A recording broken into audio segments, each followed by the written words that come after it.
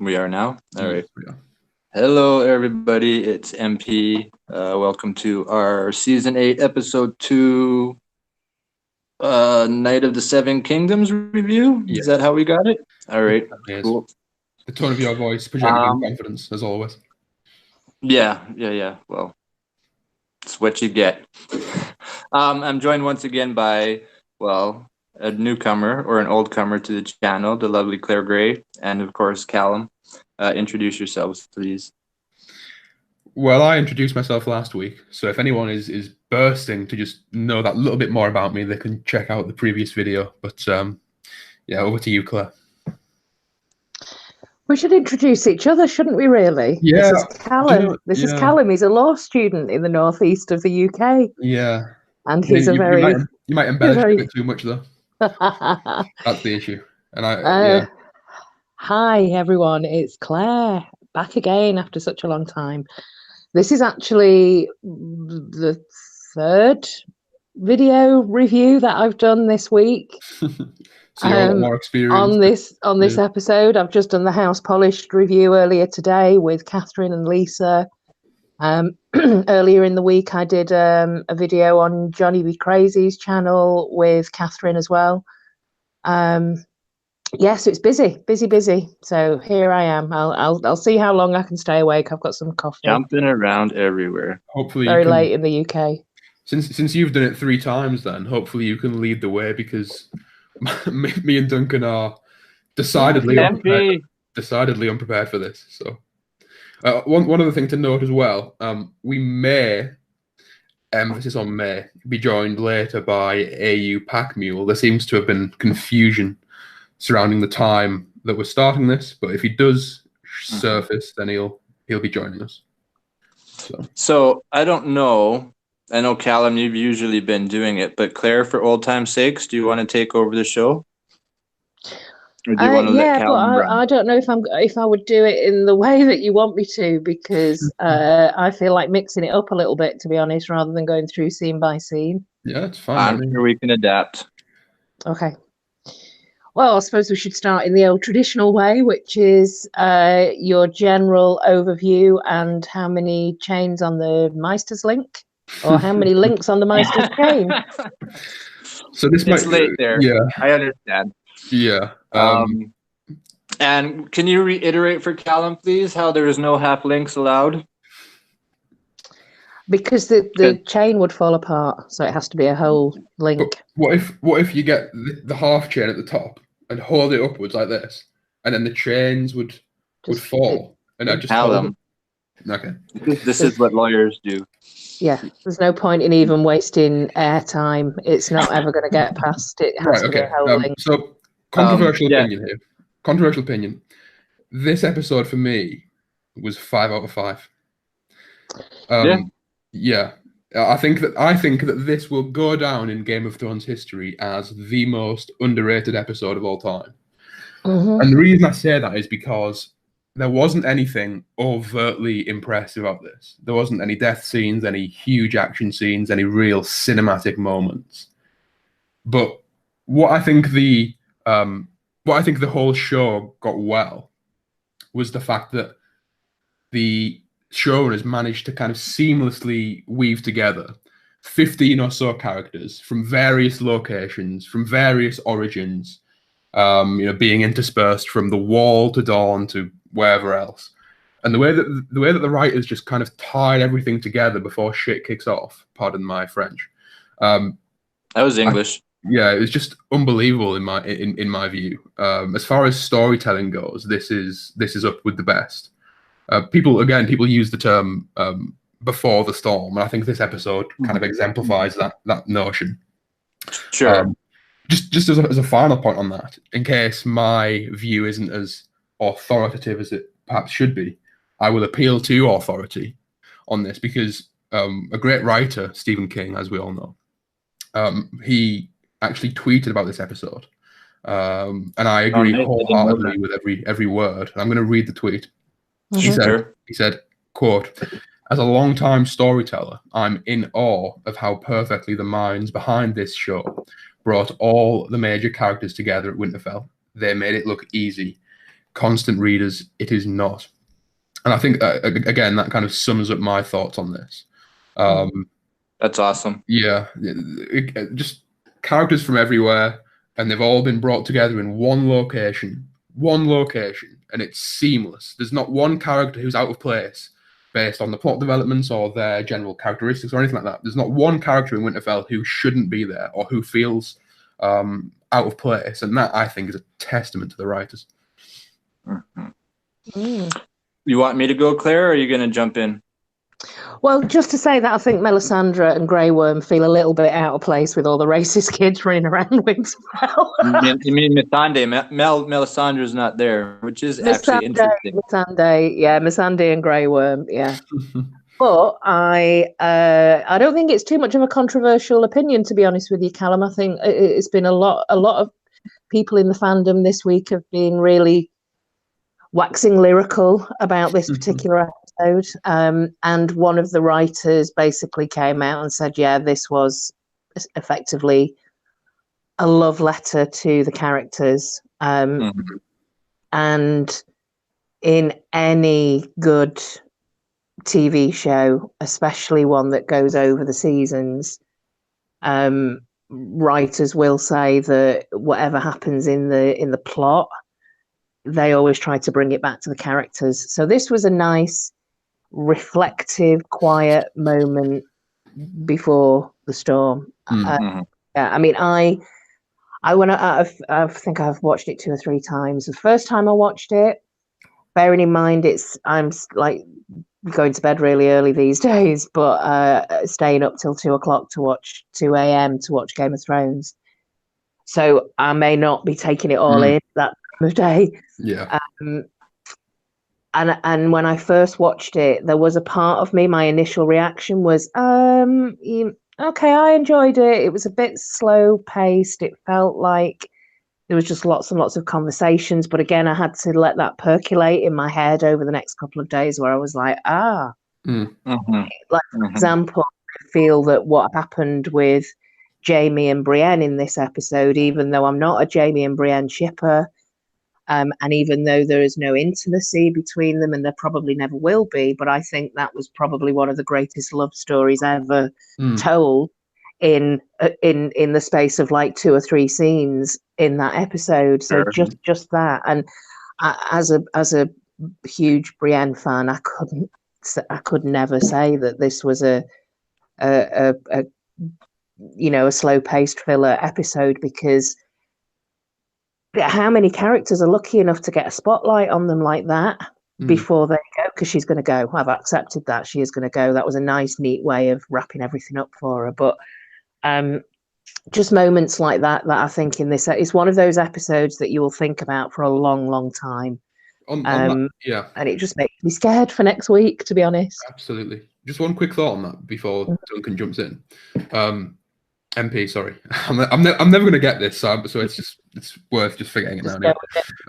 You've already blown the cover like 100 times. It's all right. As you mentioned, Claire, with the idea of kind of love being felt between Brienne and Jaime, despite no physical contact taking place, I think that is a good point, because it shows how skilled the writers are and how nuanced their writing is, because they can express such visceral, deep-rooted love without needing to resort to gratuitous sex. And of course, Game of Thrones is known for these kind of big action scenes and sexual scenes and things, but they've shown that they are a lot more diverse with regard to their skill set than perhaps people give them credit for. Because you're right.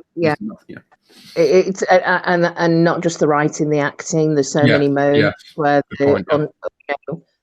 no words needed to be said, but you got the message, you got the emotion, and certainly between Jaime and Brienne, we'll get into it, but very impressive. Get away with it. How many links?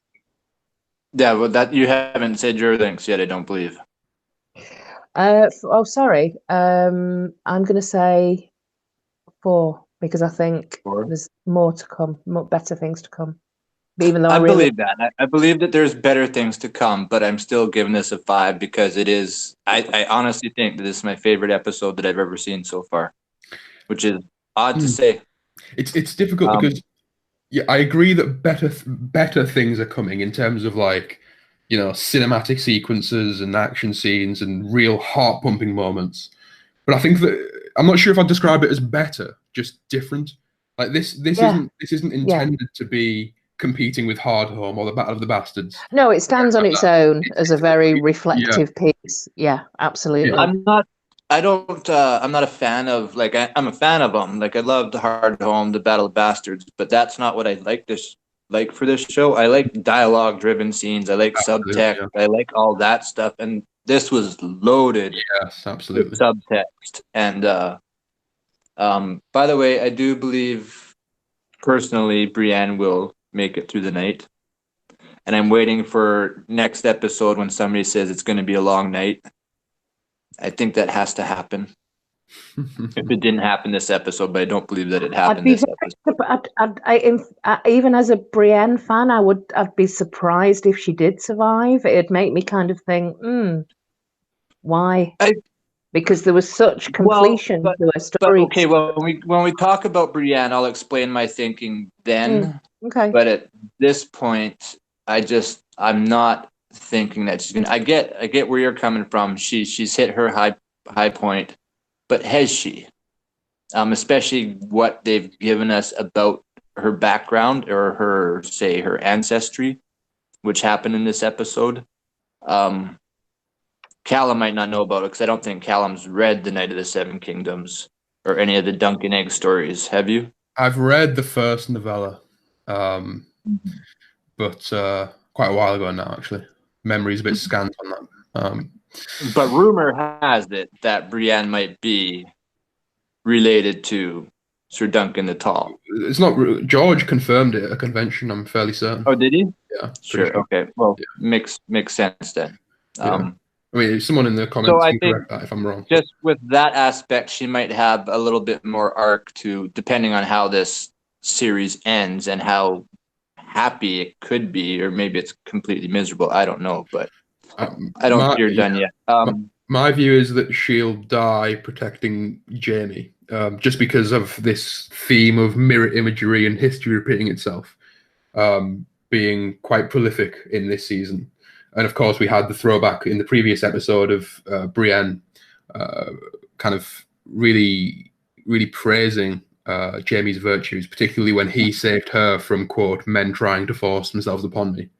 I think that she will save Jaime from the whites forcing themselves upon him as some kind of closure and some kind of full arc coming to pass, just because of that mirror. I'm struggling to see what purpose she would have, even if it is. It's a nice little link that if Well, I'm just thinking that if she's going to, is very egg-like, as the squire. So the two of them do mirror that. But for me, which is also very important, especially in this episode. Sorry, say that again. I said that's also very important, especially in this episode. But we'll get to there. We'll get to that. Yeah. Pod. For me, the significance of Brienne in this episode is that she gets her moment, she gets her heart's desire, which is to be a knight, and nobody took the piss out of her, nobody laughed at her. In fact, she even had two men fighting over her affections. So, and that's kind of something that she's never experienced before. So she got to experience that. She got to experience being a knight, but just in terms of moving forward as from a sort of culturally significant perspective, she is Sir Brienne. She's a knight, which is something that has never happened before, and it's being celebrated rather than derided. So I think in order for this to really be a significant moment where moving forward, young women can go into the knighthood, she has to die, and she has to have an epic end where it's written in song and people remember Sir Brienne of Tarth, and this is who she is, and this is why, this would be what she wants in a way for humanity forward, it's to Yeah. life. So I think that's why it would be significant. It would be Yeah. horrible. Well, because yeah, from a night. I've got a cat named after her, so I'm one of I'm a big fan. But Well, yeah. How is that snobby bitch, anyways? she's fine. There's another element to this as well, which is that Brienne has been kind of encapsulated in this whole TV show with the idea of honourable and being an honourable member of whatever kind of society she's in. And if you think of a knight and the kind of quintessential ideal of a knight, the most honourable way to die is in battle for a good cause.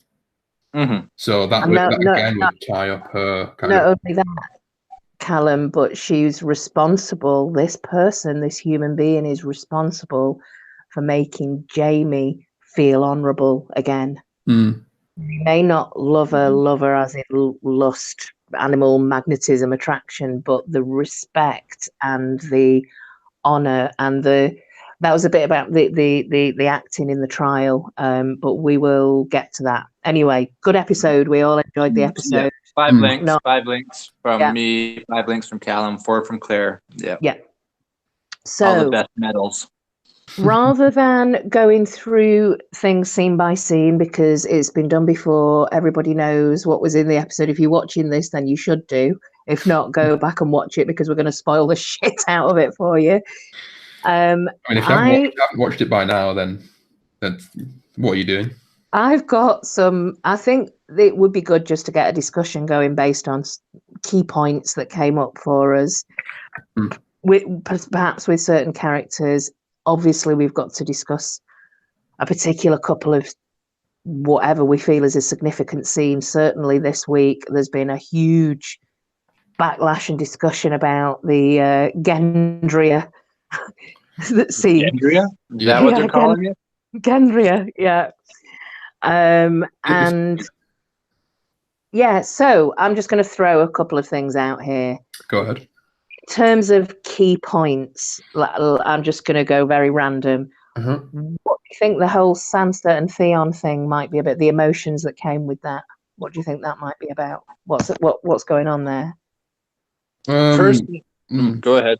Well, I haven't got anything too kind of tinfoily to say, other than, for me, the Sansa and Theon reunion was as moving as any other we've seen, just because of their history and the sacrifice that he made to save her, obviously in previous seasons. And also, I think that one point to note on the scene in general and the way that it was shot was that for a scene that didn't really have anything to do with Dany whatsoever, it was very central upon Theon and Sansa and their history and that reunion. But while they were embracing, the camera panned to Dany's face for about 4 seconds. Doesn't sound like a lot, but when you consider that they're hugging for about 5 or 6 seconds in total, and the majority of that time is spent on someone else's face, you kind of have to wonder what the significance is. I think for me, and other people might disagree on this, for me, it was at that moment for Dany when she realized really, really quite decidedly that the people of Winterfell aren't loyal to her. It might seem obvious, and as viewers, we know that. But when you think about the type of character that she is, sometimes it takes a moment like this when you have someone coming back and fighting for willing to give their lives, as we saw in their reunion. It's at that moment that she realized, firstly, that the people in Winterfell aren't loyal to her, they're loyal to the Starks. And secondly, that if she wants to rule over them following this battle, assuming she comes out unscathed, which I don't think she will, but more on that later, she must therefore earn that loyalty. And I think that was the moment she realized she has work to do on that front. Yeah, I think she saw this is what loyalty looks like. This is what it feels like. I was quite shocked at first. It seemed pretty sort of like, whoa, that was a lot more emotional than I expected it to be. Yeah.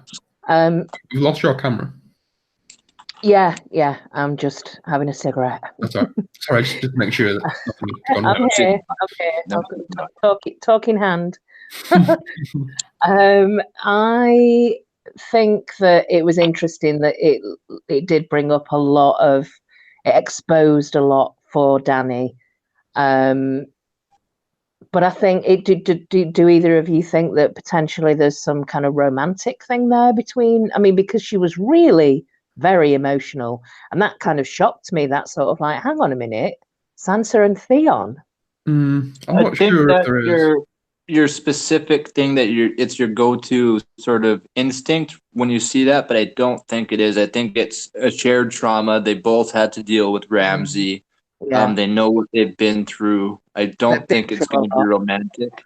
But Yeah, to both of your points, it was, I think, very well written. The fact that when Theon arrives, Dany asks him. He says that Yara's gone to take Pike in her name, and she says, "Why aren't you with them?" And Theon says, "I came to fight for Winterfell, Yes. yeah, not for Dany." Where Yara is fighting for Dany, Theon wants to fight for Winterfell, which Calum, you said, but it's just the fact that they wrote it so well that, and then if Sansa will have him, and then you have the embrace, and I think it was just traumas that they both shared. They know what they've been through. What I think it definitely highlighted a breakthrough for Sansa in her emotional range, because specifically after Ramsay and the whole debacle with Littlefinger and everything in the last season, Yeah. she's been very cold, really. She has been very cold, very northern, very Stark like.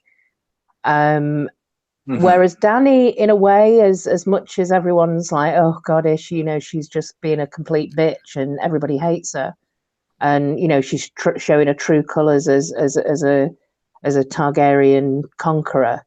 But she has tried to be, on a couple of occasions, she's tried to be sort of complimentary and friendly to Sansa, much more than Sansa has to her, to be honest. She's been quite passive aggressive and sarcastic with her. So I think this is the first time that we as viewers and Dany observing can see, oh right, okay, there are actually, she's kind of cracked a little bit with her emotions. She sort of let go when she saw Theon. So that was a really powerful emotional scene that I was not expecting whatsoever. Yeah. So I just want to add here that before the end of this video, we have to do a kill list. Yeah, I've got 10 of them. Do you have 10? I haven't actually put one together, but I know I got at least one person on it. Yeah, but we won't talk about it. But yeah, Whoa, at the end, I just devised my list based on whose character arcs have come to their natural conclusion. So I haven't got anything particularly shocking apart from Dany. Actually, I don't think many people have Dany dying next episode. No, but I do. At least there's two potential outcomes for me in terms of Dany next episode. Okay. Stop. We'll get to that part later. Sounds good to me. Kill list, yeah. Well, no, actually, let's get to that part right now, which is the relationship between Dany and the Starks. So Dany and Jon, and Dany and Sansa. She doesn't seem to have encountered Arya so much, and not really Bran, apart from Bran just directing her that we haven't got time for this, let's get in the car and go. Classic exposition. So let's start with the relationship between Dany and Sansa. Well, one thing I'm going to say now is I thought it was very cool the way they shot it when they had their private meeting. And there's one point where they go to sit down at the table, but above them's a big chandelier, but that chandelier is a crown. It totally looks like a crown, and they're both sitting underneath this crown, and it lasts for, I don't know, a good 15 seconds probably that you get to see it, and then it switches to other, point of view shots and things like that. But I thought it was really cool, like these two queens sort of sitting underneath this one crown, talking about what's going to happen to the realm and everything like that. I thought it was really cool. Yeah. Was it positioned exactly in between them, or more? It was right above their heads. It was right above the table they were sitting at, and the way you looked at it, like it's huge. So it's a chandelier, but it totally looks like a crown, like one that the Starks would wear, like an iron type of crown, not like a Cersei crown or tiara or anything like that. but yeah, they sat beneath it, and then they had their discussion, their queenly type discussion about how things are going to be. And I don't know. I mean, I thought Danny played the part very perfectly. I loved the fact that she said, "Look who manipulated who." I loved that. I mean, that made sense to me. She is there fighting John's war, and that's completely different from what she always wanted. But she still obviously has her eyes set on the Iron Throne. Why does she keep calling it John's war? Because it's the war against. Yeah, I suppose it just makes sense. It makes sense given that John rallied everyone into the war. Without John, there would be no war because no one would actually be aware of the issue. So from a storytelling perspective, it makes sense to name it that. From a character perspective, and as to why she specifically would say those words, I'm not too sure.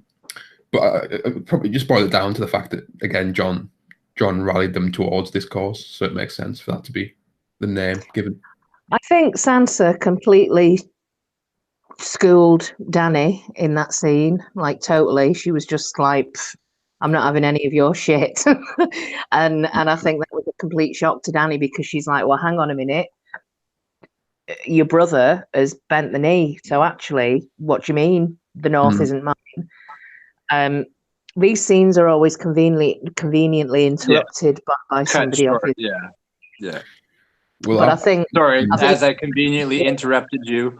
Yeah, I'll just talk over you, don't worry. In terms of who had the upper hand in that scene, I think Danny went in quite naively and slightly patronizingly, and Sansa just went, here's the line, back off, bitch. And it was, I think they were both as myopic as each other. Because we found out in the previous episode from Bran, who perfectly articulated this. He said, "What if there is no afterwards? Everyone's assuming that this battle we won." Sansa says, "What will happen after?" I think she actually said the words, "We defeat the Night's King or the Night's Army or whatever. We kill Cersei. We take the throne. What happens then?" And it's only at that point that Dany says, the kind of the turmoil between them begins, and then they're interrupted. But the fact is, they're both looking past the threat at hand. They're both thinking about what will happen to the North, assuming there will be a North for someone to rule over. Very good point. And again, I think that speaks back to the Bran quote from the previous episode, but it also speaks to a central theme in this episode, which is one of estimation, whether it be under or over. But you've got to keep your options open, Calum, and you've also got to bolster yourself ready for the battle and think positively about there being an end goal. Otherwise, you're just going into slaughter knowing that you're going to be killed. And there were a couple of glimmers this episode, like Tyrion said, I think we're going to win, which is interesting because he'd had the conversation with Bran. So what did he find out from Bran? That made him think that's something we got to discuss, and secondly, when Brienne and Jamie were discussing tactics like the left flank and all that kind of stuff, and she was like, that sounded fairly positive in terms of the strategy. The two, for me, it's too simplistic. So there's two strands to this strategy. Both two, I'll get onto them in a second. Both of them, in my view, are utterly hopeless. The first is that the crypts of Winterfell are supposedly safe. That has been said on numerous occasions. The crypts are the safest place. We're going to hide in the crypts. We'll be safe in the crypts. Yada yada yada. The crypts won't be safe. I mean, I think that's guaranteed at this point, just given how much pushing the writers have put to that particular. You've not figured that out yet. That's the first.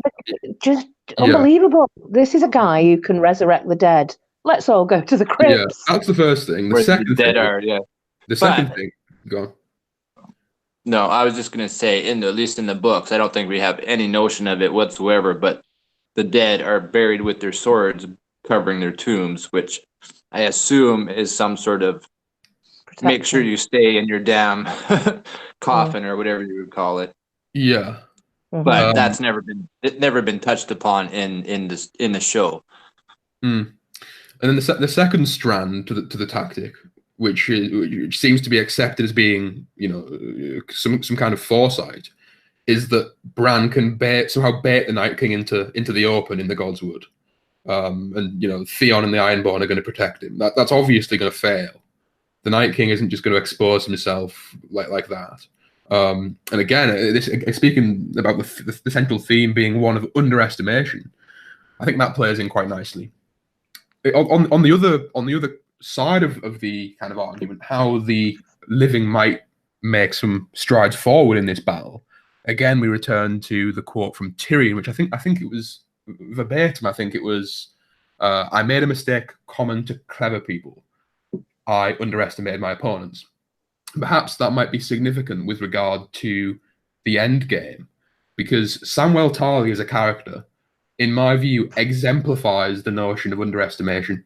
He's been underestimated at almost every single turn by almost every single character into whose contact he has come. And it would be fitting, therefore, if the Night King makes the mistake of underestimating human beings, which are represented at least cognitively by Samwell's theories and Samwell's digging. And I wonder if the Night King will make the mistake of underestimating Samwell in particular, as Tyrion has potentially just foreshadowed. Just speaking to the theme of underestimation again. Yeah, well, I think I think there'll be several battles going on at Winterfell. Some will be won and some will be lost. There's all sorts of options and possibilities about what the Night King might do. He might take the bait. He might just decide that he might be going just for Gilly's baby, and the crypts is, you know, wherever Gilly's baby is. What I was saying in our review earlier, the interesting thing about this baby is it could be one of two things. It could be the 100th baby that didn't get given up to from, like, all the other baby boys from Craster's should have been the 100th baby boy given to the White Walkers, wasn't. Maybe that's fulfills some kind of prophecy for them, and that's why they need this baby. So this baby could potentially be the next Night King. Equally, this baby could also be the next Three-Eyed Raven. So it could be a really, really significant baby, and the night that could be the object of maybe the Night King didn't want to go any further than Winterfell or whatever location this baby is. There's other options. Maybe the Night King has just decided that actually he can leave his army of the dead to tackle Winterfell, and he just flies Viserion straight down to King's Landing to tackle the Golden-Plated Company. And yes, here's an interesting point in my opinion on this. And again, we're jumping around the episode, so I'm entitled. That's fine. That's fine. Yeah, I'm not worried about it. Here's something that I found to be either, I mean, it's one of two things: either a huge missed opportunity by the writers, or something that is extremely significant with regard to what's going to happen in the next episode. If it's a missed opportunity, here's what it was. In that very final scene where the camera pans towards the Army of the Dead and the Night King is conspicuously absent, he's not on any of the horses, what would have made that scene even more ominous if the Night King were there would just, and this would have added nothing to the budget, would have been as the kind of the credits come on, or just before, as we see the formation of the Night Army, if you just hear the flapping of wings, just to show you that he's there. He's on the dragon, and although we're not going to see him because the budget isn't good enough for dragons that episode, we're going to hear it so we know what's coming. And that for me would have just made that ending so much more powerful. And the reason the reason they didn't do that is potentially because he's not there. If he was there, I can't see any reason why, of all the intelligent minds who work on this show, not one of them thought, hang on a minute, why don't we give some kind of indication that he's there, which therefore adds to the whole drama of the imminent battle. That's my thought on that. There's got to be a dragon fight between Viserion and one of the other dragons. It doesn't have to be this episode. Drogon and Daenerys fighting the Night's King on Viserion. That's what people are expecting. But Game of Thrones has never been a show to satisfy expectations. So we'll see. So just on this topic, they always satisfy expectations just by not doing what's expected. Precisely. Yes. On this topic, do we, just thinking about Bran and the strategy and what's coming up next and the kind of battle plan? So going back to the scene where they were all having the sort of pre-battle powwow around the table and the map, and everybody was there and everybody was having a say. Bran showed his, like, you know, his stripes on his arm. Yeah, I wonder why he calls it. He put his mark on me. It's not his mark; it's his fingerprints. Yeah. Do you think so? How much do you think Bran knows? Do you think he's hiding anything? Do you think there's something that is? Do you think he knows what's going on and what's happening, and to what extent? So, what do you think Bran's position is? You may, in the context of him saying this statement about him being the memory, and if we forget, then that means that the Night King has defeated humanity. Again,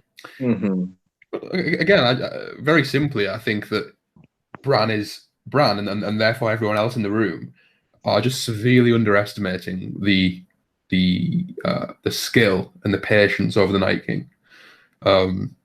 He's not going to be baited into the open like Bran suggests he will be.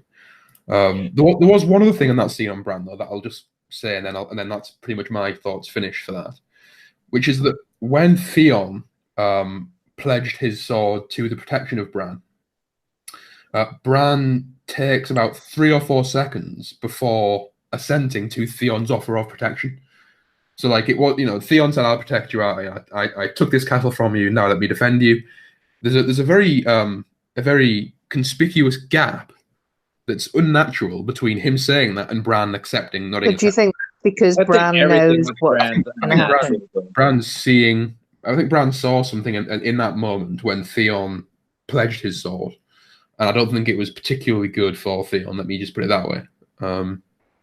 I don't feel like Bran can see the future. I just don't. So my opinion on that is no. He was just sort of weighing what Theon said, which is also like a backhanded compliment. I took the castle from you. Now let me defend it. Shut up, Theon. Don't have to reiterate the fact that you stole the castle from me. It's also funny that you said he pledged his sword. Theon doesn't have a sword anymore. Got cut off by Ramsay. That's a joke. Haha. But in regards to Bran, I don't think Bran is as smart as he thinks he is. He's a kid who has all this power and thinks, "Oh wow, I'm this dude." But he hasn't been the Three-Eyed Raven for 200 years like Brynden Rivers was. Absolutely. He's just been there for what, 2 years, 3 years? Yeah. If that, I mean, I don't know how long we're supposed to believe that this story in the books, it's not that long. So I don't think he knows all the secrets and stuff. So I think Bran's overconfident. So that's, you said, underestimating. Bran himself is overconfident with himself. Yeah. And what he can do. And I think we'll speak on that a bit later. But yeah. I think it's different view. It's interesting how quickly and without challenge people have just accepted that he has these supernatural powers. He's making all of these very unfalsifiable claims, particularly the Alpha equals J thing, and he has your dragon and all this sort of thing. And of course, it's all true, and we know it's true. But from the character's perspectives, this is just some guy in a wheelchair who is spouting some stuff that is unbelievable, literally. Yet no one seems to be challenging the veracity of all of his claims, and I think that's a bit strange. But who knows? Yeah, I always go back to the fact that, and I think we mentioned this in our last review, that Jojen himself, being a green seer, was wrong. Like, he told Bran, "You're going to die. Theon's coming for you, and you die." But it wasn't Bran. It was like, so you know that even as a green seer, you can misinterpret the signs. Melisandre thought that Stannis was going to win, and she's not a green seer, but she sees stuff in the flames, but she was wrong. So even if you have this ability you're still fallible. Of course, You yeah. don't. Nothing's set in stone. It's how you interpret it. So yeah, I don't know. It's. I think also that's the reason why Jojen in the books. Sorry, segue like back a long ways away, but that's why Jojen's so sad in the cave where they're in, is the fact that he realized, oh wow, I was wrong about something. Yeah. I'm not a full believer of Jojen paste or anything like that that's been out there. I don't know where that comes from, just because there's red stuff in some tea. Okay, let's bring it back. Thank you. To Bran and Winterfell. So do you want to know what I think is going to happen? Go ahead. Yeah. So Bran is significant. Bran is the last Green Seer. That is significant. Okay. He is, I believe, he knows what's going to happen. He knows the outcome of the battle. I don't think he necessarily knows everything strategically what's going to happen, but I think he knows what the outcome is going to be, which is Winterfell falls.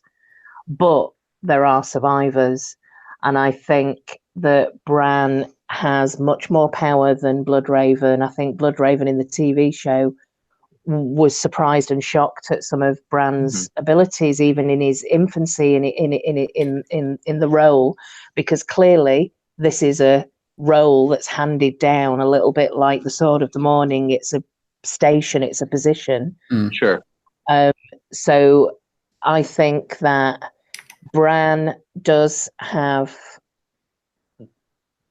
he has some concept through his adventures in the weirwood trees of experiences and knowledge of other three-eyed ravens in the past, which is why he knows that's significant. That knowledge and experience and recording of humanity is significant. If that goes, like they've said in the songs, you're nothing, you're nobody if nobody can remember you, doesn't know your name, doesn't know what you're about. You may as well just have never existed. And he's talking about the entire of humanity. So he knows that something significant's going on. At the same time, I think he's a young boy. He's new in this position. He's not kind of got a handle on his abilities. They've not come into full fruition yet. And I think at the end of the battle, what we will see is, I'm hoping that Tyrion and Sam will survive the battle. They will somehow, between the three of them, Bran, Tyrion, and Sam, figure out, this is how we defeat them. This is our mistake. This is what we did wrong. This is how it ends. And I think what will happen is the army of the dead will already be advancing into Westeros. So we'll get in like episode 4, 5, a lot of stuff going on in the Riverlands, a lot of battles where former allies are turning into this massive army of the dead. But I think that behind them will be some surviving northern troops, including maybe Jon on Rhaegal and Sam and Tyrion and Bran and Sansa, that everybody who's kind of surviving. Because if Sansa doesn't survive, that would be the main shock, I think, of all of the people that I'm expecting to be killed in the next episode. If Sansa is one of them, that would make no sense to me at all. I agree. I can't see that happening. I could see Arya dying before I can see Sansa dying. Yeah, I think that's what will happen, though. You'll have a kind of, think of the map at the beginning, the opening credits where the tiles are turning blue. They can also, and I like the fact that they are tiles rather than bricks, because it means that they can flip backwards and forwards. So I like that. and again, it's all about duality, balance, parity. So I think that's what will happen. And in terms of the epicness of the battle at Winterfell in the next episode, I think that will happen on 4 different levels. I think there will be the battle outside the walls where you've got Brienne and Jaime. I think she will die honorably as a knight, fulfilling her duty by saving somebody, possibly Jaime, from Bronn, maybe. I think then, so that's number 1. I think the next one is the battle that takes place with the dragons protecting Bran in the Godswood, and some sort of possibly on some metaphysical plane, like the scene that happened when he touched Bran's arm. I think also there's going to be a massive shit show in the crypts, so that's the third area of where Tyrion will expect it though, for sure. Yeah, Tyrion will be the saving grace down there. Well, I'll come to that in a second. Yeah, because you don't think he's going to be there, do you? I think if he is there, he's there at the beginning, maybe just showing people into the crypts. I don't think he stays there long enough for the graves to start bursting open and things like that. I think he has to survive because of that conversation that he had with Bran. He knows something, whether it's Bran's hiding something or he just is too young to realize what the solution is. That Tyrion is needed for that. And Tyrion's really got to redeem himself here. That's what I'm saying. I think a couple of previous episodes that have been like. I think Tyrion's redemption will be the fact that he figures out that the crypts aren't as safe as people think they are, and because of that revelation, certain people escape with their lives that otherwise wouldn't. Well, he drinks and he knows things, so it's now time for him to know things. So he's consumed a beverage of the alcoholic variety in the previous episode, so now he has to know things in the subsequent episode. I also think the fourth battle. So let me just recap. Yeah. We've got the battle outside the real battle. I say the real battle, the big battle outside the walls with the armies. There'll be the one in the Godswood, in the crypts, and then I think there'll be a very real human battle going on about the Iron Throne in Dany's head, and possibly there'll be something going on there between Jon and Dany, and there'll be some sort of battle going on there because, as I said in the House Polished episode review, I don't think that Jon and Dany have slept together since she's found out that he's like Aegon Targaryen. Definitely not. Yeah. So there's, and she's pissed off about that clearly. But anyway, we'll get to that. But they just couldn't, to finish, could they? Because when she found out, though, wasn't that when the dead showed up? Yeah. Right at the end. So they're not going to have a quickie right then. Yeah, exactly. I think the battle is going to be so epic for viewers because it's going to be going on simultaneously on these 4 different layers and levels. Wow, that's just going to be absolutely mind blowing. And there'll be success somewhere. There'll be somewhere it's just. I mean, whoever's in the crypts is just going to be obliterated. But I've got some theories about that. I mean, quite rightly, that's an obvious one, isn't it? Don't go to that. Why are people saying the crypts are the safest place? They know that this person resurrects the dead. That's a real weak point for me. I believe, correct me if I'm wrong, but I think that the crypts have like an exit to them or an entrance, because an exit's also an entrance. So somebody can just walk in whether they come up through a secret tomb or something like that, who knows? But there's a way out of the crypts that ain't through into the keep. It's into the woods or maybe even beyond the wall. Who knows how far it goes? There are secret tunnels that Maester Lewin referred to. Do you remember the episode where Bran and Rickon had both dreamed they'd had nightmares about Ned? Direwolves were there as well, and Maester Lewin, the direwolves kind of frightened him, and I think it was in that scene that he said that there were different ways in and out of the crypts. I think that would be quite interesting. But I also think that's how Matt gets in there and how Bale the Bard got snuck into Winterfell. I think it's all through the crypts. Yes.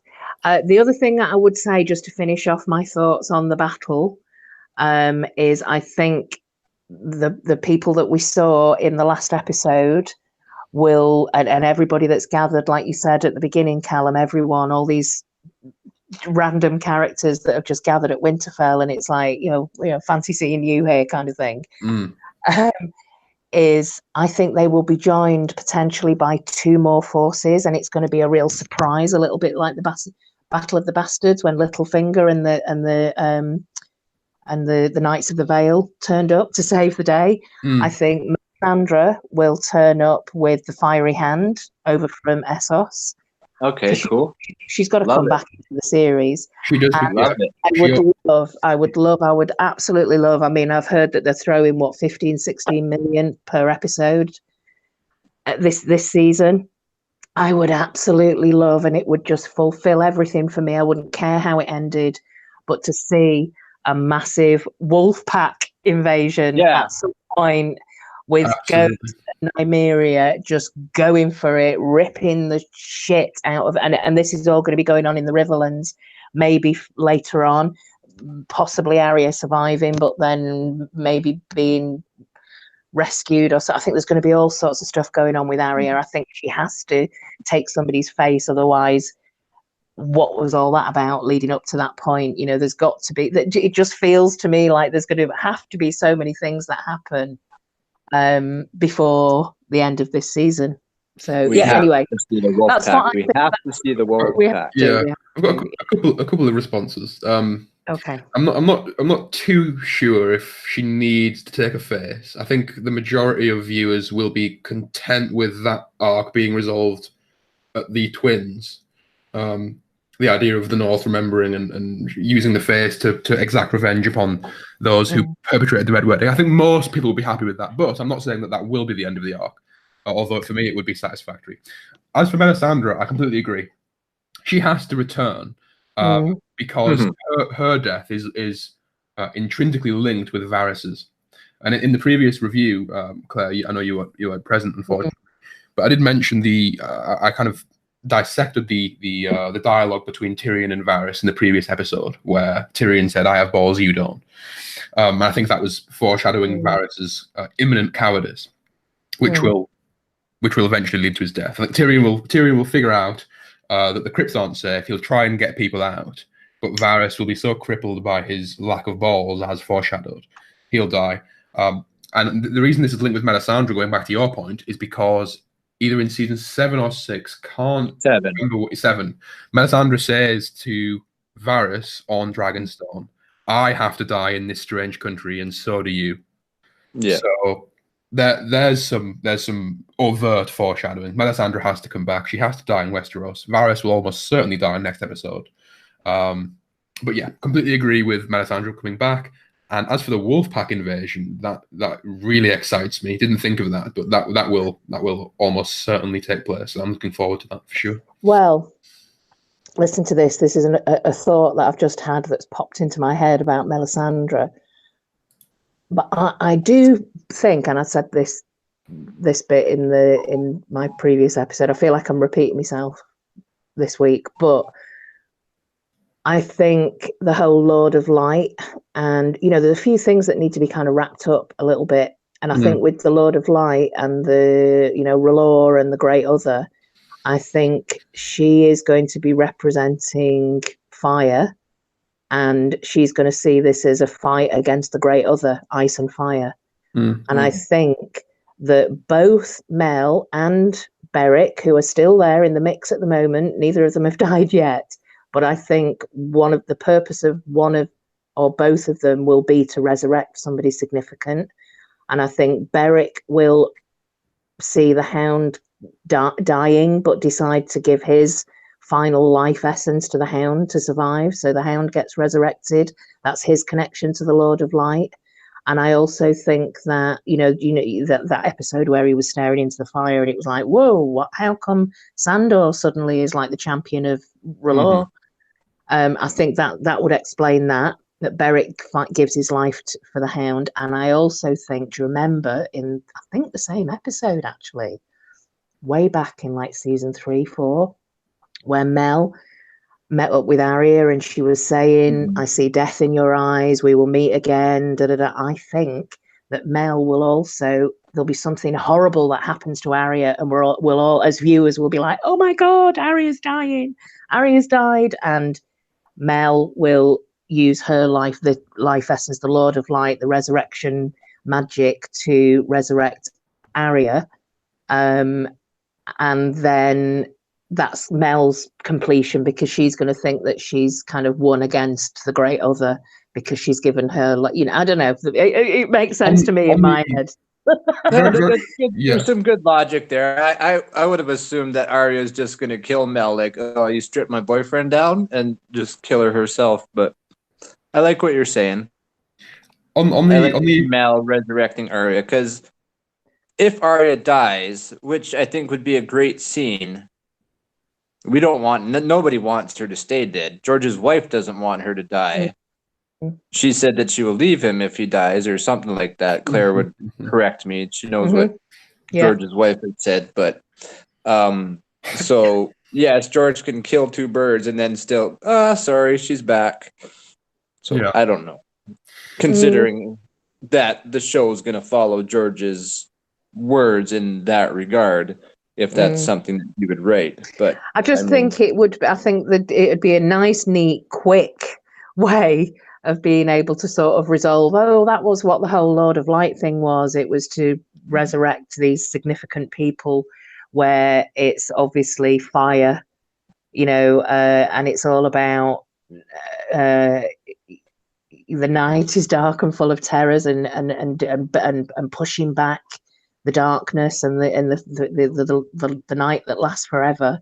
Yeah, this is where this has happened before. This is why they exist. This is this cyclical thing again that's going. Here's my response. Here's my response as well. Forgetting the Arya aspect of what you predicted, moving towards the Hound. This is kind of a meta discussion, but I'll get back to the point eventually. So with this world, we seem to have two forms of undead, as it were. Let's call it undead. So we have the whites, who are resurrected from death by what we see as kind of malevolent power, and then we have the Jon Snows of the world, who are in the same way resurrected, but they kind of maintain their personality and their humanistic nature, as it were. But they're both, if you look at it in terms of the core principles, they've both been killed and resurrected by some kind of supernatural power. So we have, and this is kind of instantiated, or at least represented by Ice and Fire. Again, bringing it back to A Song of Ice and Fire. And one thing we're forgetting here, this is where I bring it back to your thing. What we're forgetting here is that one of the largest climaxes that is yet to come, which will come in around episode 5, is Sandor Clegane the Hound versus the Mountain. That's happening. It's happening 100%. And that's another undead though too. Right. Here's the thing. So with this, you add a whole new layer to it. Because, again, going back to your theory of the Hound being resurrected, now both brothers are in effect undead. So you've got this battle between the two. And it makes you wonder if Qyburn's methodology of resurrection isn't somehow related or similar to the Night King's, because if you look at the Mountain, he's got a very icy exterior, very cold, very very mean spirited, you could say, and we can see with the Night King that he can control very easily the members that he's resurrected, as Cersei and Qyburn seem to be able to do with him. With the Mountain, wherever the Mountain goes, he's always shadowing Qyburn or Cersei or whatever, and he's very much under their command, very similar to how the Whites are under the Night King's command. Whereas the Fiery Resurrections, they're not under command and they retain their autonomy. So you've got Sandor Clegane and his representation of humanism and being able to think, versus his brother, who is effectively a White. And that just adds a whole new layer to what they're fighting for. They're fighting for humankind, literally at its core. You've got the ability to think, which is what makes humans humans, versus a mindless zombie, which is what makes whites whites. But no one's connecting the Mountain with the Whites because they are geographically separated. So their battle will not. It's not just like Clegane Bowl. Woo, woo. It's actually. Yeah, it's a microcosm of the entire battle. Absolutely. Just between the brothers. Yep. I like it. I definitely liked when you said that Beric will resurrect the Hound, and that totally resonated with me. I hadn't thought of it beforehand, but you can see just by like the Hound saying, "Would he keep you alive this long just to have me throw you over the edge if That you was- start preaching?" That was seems one of like the- so foreshadowing now. Yeah.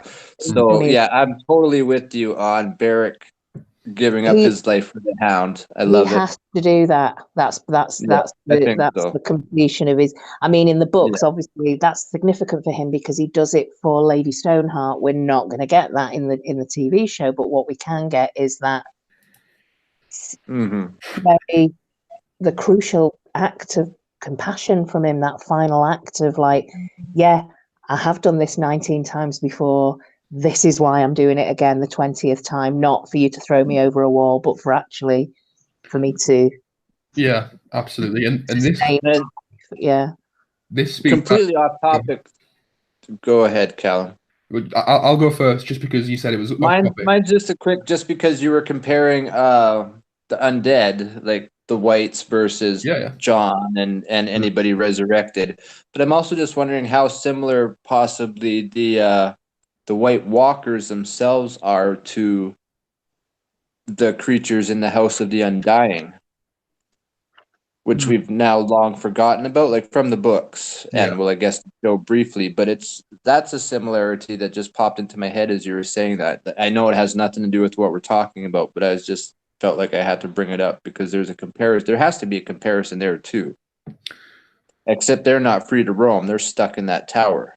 Yeah, but they control other people from that tower. Well, yeah, I've completely lost my thread now. What were we saying before that? That's all right. What were we saying? Claire, we were talking about Eric and resurrection and him having that's his mandate basically. I've lost it. Move on. Well, maybe it'll come back to me. All right. So we've covered a couple of massive scenes, but I want to take us right back to the beginning of the episode now at the trial. I've got it. Sorry, got it. Okay. Yeah. So you were mentioning about the dialogue between the Hound and Beric and the idea of the Hound throwing him over the wall. This kind of again goes back to a discussion that we had in the previous review, which is that comedy is the perfect place within which to hide significant storytelling or foreshadowing or whatever you might want to name it. Because in the moment when you're laughing, I don't care what you're laughing at, in that very moment you aren't thinking about any kind of meta context. You're purely thinking about what has made you laugh. But also, and here's the kicker, which I didn't mention last time and wish that I did. Comedy is only true. Sorry, I've just fucking ruined it. Comedy is only funny if there is a grain of truth or it is wholly true. There has to be some element of truth to comedy, otherwise it isn't funny. It's relatable. Yeah. Comedy that isn't veracious or isn't kind of indicative of something that is real isn't funny because it's not relatable, as you say. So within every element of comedy of Game of Thrones, I think there's always something that can be picked out. And I think that with the Hound's dialogue, as aforementioned, we have your prediction, which I completely agree with. But also we have but also the other kind of comedic element to this episode was, I don't want to get too off track, so I'll keep it terse, but the other major piece of comedy within the episode, there's two, both involving Tormund, funnily enough. But the one I'll mention is when Tormund barges Jon Snow out of Dolorous Ed's reception when they reconvene at Winterfell. The music's playing, it's all very bliss, and then Tormund barges in and knocks Jon. And you wonder if that's going to be significant in the battle to come. If Jon descends from Viserys, from the dragon for whatever reason, from Rhaegal, and he's fighting on the ground, maybe we'll have either Tormund or someone connected to him barging Jon up the way, thereby saving his life. Gotcha. Maybe. I don't know. I mean, Jon seems surprisingly quite a competent dragon rider, considering he had no saddle and no experience. That was so hokey. I didn't like it at all. That was bad. He seemed to sort of like steer the dragon and land the dragon quite competently. There was a huge missed opportunity there as well, because the Rhaegal should have motioned towards Jon Danny shouldn't have said climb on, as if it's a normal thing and people just ride the dragons like they're an Uber. The dragons are very specific. Historically, as we know from the various writings, dragons have only been able to be flown by those with a connection to them. This goes back to Valyria. People couldn't just ride them like a taxi. They had to have some kind of connection. And so the fact that Danny, I disagree with this. I think that's taught. I don't think that's fact. All right, fair enough. But the fact that Danny just, whether that's true or not, in the present day, no one else has ridden a dragon other than Danny. There's no reason to believe that anyone can ride a dragon up until that point. And yet Danny just very nonchalantly tells him to get on. It would have been so much better if Rhaegal had have motioned towards Jon, because then Danny would have been confused and it would have led more holistically towards the reveal later in the episode. But anyway, I digress. Yeah, shit. I nodded off a little bit then, to be honest. Let's talk about heartfelt moments. So let's talk about heartfelt moments. What did you guys think about Shireen's reappearance? Yeah, the Shireen like. It's all right. I think it just foreshadows Davos dying in the crypt, saving her next episode. Okay. Wow, you're so dark. Yeah. Yeah, it was a bit. I didn't actually catch it the first time I watched it. I didn't realize that it was a Shireen reference until I was making my notes and stuff, and I was like, "Oh, I can't believe I missed that. That's so sad." Yeah, it was too contrived for me. Let me fight. Yeah, way too contrived as far as I'm concerned. No, I loved it, and I did tear up when Brienne got knighted. I was like, "Oh, that's so cool." Yeah, but those are my heartfelt moments. That was an absolutely amazing moment, and just that the camaraderie and the warmth between them, and just the small little nuanced looks, like when Jamie stood up and said, "Right, come on, I'll show you. I'll demonstrate how it's done." And before she did anything, the first thing that she did was look to Pod for approval. Even though earlier on in the episode she was like watching him, he's obviously John lookalike. He's really advanced, and she was kind of super proud of him and everything. He's succeeded under her tutelage, but she still felt that she needed to look to him for approval. So I just thought that was really sweet. And he kind of did the sort of like, again, all the eye acting, didn't have to actually say anything. It was like, you've always wanted this, do it, go for it. And that big smile at the end, where that genuine, like, nobody's laughing at me, everybody thinks this is okay, this is like what I've always lived for. Oh, it's beautiful. It was beautiful. It was amazing. Yeah, fantastic. Can we talk about Pod then? Or Calum, do you have anything to say about heartfelt moments? I want to get Pod out of the way because that's the one thing that's itching in me. You shoot off on Pod. All right. So, Claire, do you recall when I said how Pod tamed the horrors? Mm-hmm. How did I say he did it? You don't remember. Singing to them? Yeah, he sung to them. Mm-hmm. And this is, of course, what he did, completely followed by Danny saying, "Oh, my brother Rhaegar, he used to sing to everybody, blah, blah, blah." Right after Pod singing. Pod is Aegon. Pod is. I'm going to piss all over your chips now. Are you ready? It's away. In the behind the scenes of that episode, all of the actors, the ensemble who were around the fire in that scene, they knew that they needed somebody to sing this. This is how rushed it was. They knew they needed somebody to sing a song. Hogwash. Put your hand up. You basically, which one of you has got a decent voice? And hogwash. The actor who played Pod said, and that's how it happened. Yeah. Probably why he was hired to begin with.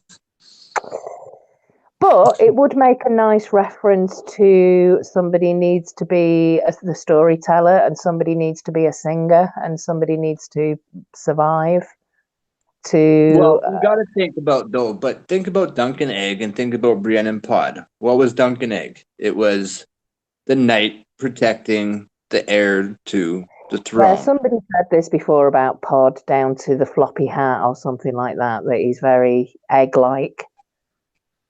Well, I'm not even comparing him to Egg. I'm just comparing the similarities between Brienne and him. Brienne's obviously related to Dunk. Pod, my opinion, obviously related to Targaryen. Whether or not he's R plus L equals J, or if he's Rhaegar's other son with Rhaella or whoever, I don't make choices about that. But Pod's significant. That's why we see him when you first see him fighting. He's kicking the shit out of Jon. We think that it's Jon with him for a split second before then the next scene they show that the guy is not him. He just has the Jon hair. And Brienne also says he still has much to learn because Pod still has to learn about who he is. There's a secret coming here, and I said it last season. I said it before. It's coming, and this was such a good lead up to it. I don't mind you pissing all over my chips. I'm just telling you guys what's there. I'm just talking about the song, like who got to sing the song. Yeah. No, I totally. That's complete bullshit. They're not like, oh, that's not how movies are made. Oh, we need one of you guys to sing a song. Let's do it and have you be a brilliant singer. Yeah, I mean, a lot of performers also sing, don't they? So they just got the one that had the best voice. Yeah, which is in his resume to begin with. Oh, I can sing. Yeah, I mean, from an evidence perspective, there's definitely a case to be made. My only issue isn't necessarily to do with the evidence or the persuasiveness of the theory. It's more so just to do with the lack of time we have. I mean, how could they resolve? I mean, this entire show. I know you don't agree with Alpha Cycles, Jane. That's fine, and maybe you'll be proven to be correct, and we'll all bow down to the majesty and superiority of Master Payne. Nope. But here's my issue with that. It would be awful storytelling, wouldn't it? I mean, the entire show has been building to Alpha equals J. And now you're telling, and maybe you're right, but you're telling me that in the last 3 hours of a 80-hour show, they're going to say, hang on a minute, no, this thing that we've been building to for 75 to 80 hours isn't real. If you have the time to explain it all, with a look back, and you can also see all the clues, which are all been there. I've pointed them out every season. Yeah. And last season with Jon and Pod both walking into the dragon pit together. Like what's Pod doing walking beside Jon to begin with? But he's right there with them. And this episode, he's beating up a Jon lookalike. He's singing right afterwards. Yeah. Dad says, "Oh, Rhaegar loved to sing." So yeah, you said the evidence is good. Yeah, the evidence isn't the issue. As I said, it's very persuasive when you collate all the evidence together. I'm just talking at it from a showrunner perspective. You're going to have 3 hours to effectively remove every single notion that has been building since the first episode of season 1. But they only put it there in one notion with Jon, a cut to from a baby being born to Jon's head.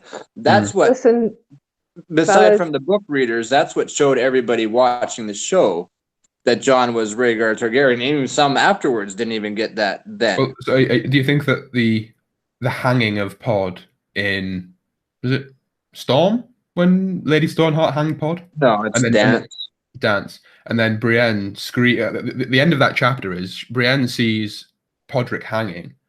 And I think the exact quote from the end of the paragraph is Brienne screamed a word. Yeah. Because she's being kind of coerced by Lady Stoneheart at that point to take revenge against the Lannisters. And Pod is hanging at that stage. So presumably this theory also extends to the books. And if so, that hanging must have been unsuccessful, right? I believe so. But we saw Brienne. I also don't agree that Pod. I don't agree that Pod in the books is the same as Pod in the show. Right. So your theory is timelines don't. Your theory is constricted to the show. More a mix of Phaegon and Aegon in this show. Sorry, Claire, come back. She's like, I've had enough of you guys. I'm leaving. Yeah. You done? Yeah, just about. We've rebelled against your Right. despotical rule. Well, all I would say in addition to that is the conversation at the very end when Jon reveals to Daenerys that he is in fact the son of Rhaegar and Lyanna. And what did he say? He said, "I know it." And what does Ygritte say? "You know nothing, Jon Snow." Boom. Mic drop. Steady on. Steady on. I'm not sure if this occurred to you, MP. I'm sure it did, but if it didn't, here's your gift. I have the gift. The fact that Daenerys immediately said, "Really? That's quite a convenient story." Mm-hmm. Did that not resonate with you at all? Of course it did. Of course it did. Okay. But the big kicker was the fact that he says, "I know it." And as we know, Jon knows nothing. So shut up, Jon. Quit talking. You know nothing. There's definitely a couple of things in there that could substantiate that. Thank you. It's not whether Jon knows something is immaterial. The difference. Jon is merely a mouthpiece for the information he's been given by two people who are famous in the show for knowing things, which is Sam and Bran. Jon's knowledge is limited to what he's told. No, that's not the point, Calum. The point is that the sentiment behind her saying, "Really, that's quite convenient."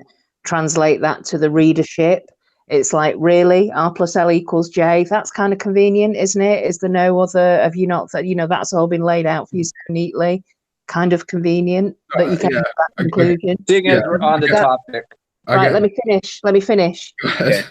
That's the point I'm trying to make. However, the difference between me and MP is that he believes we'll get some revelation of this at the end of the TV show. We're not going to. This is where there are small details that are different between the books and the TV show, even though George R.R. Martin quite recently has said, the show is pretty much exactly the same, bar a few changes that they literally couldn't represent in the TV show, and also another couple of little things that, as a creative, as a writer, as this is your life's work.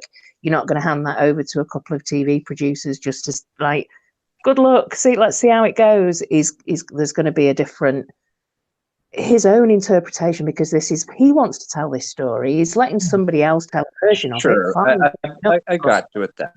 Yeah. But can I wrap it up in a nice little bow? Yeah. Now, my point. So, who was it?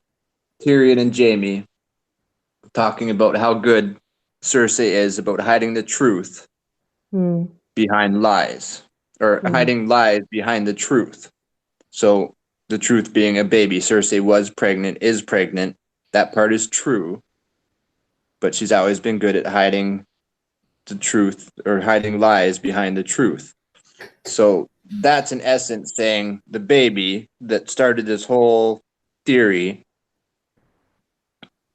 is hiding something. So whether or not R plus Rhaegar and Lyanna had a child does not necessarily mean it's Jon. There's a lie there that we still have yet to see, that's still being hidden.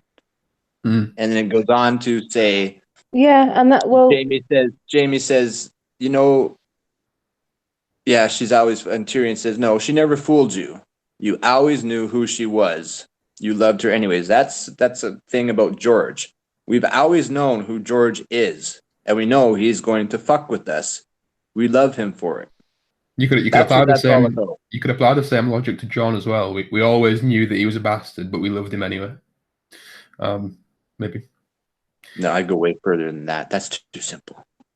Push that aside. Speaking of George, though, one thing that worries me about this whole TV show debacle is that, yes, he has said that the TV show's ending will basically replicate the book's ending. They'll be fairly similar.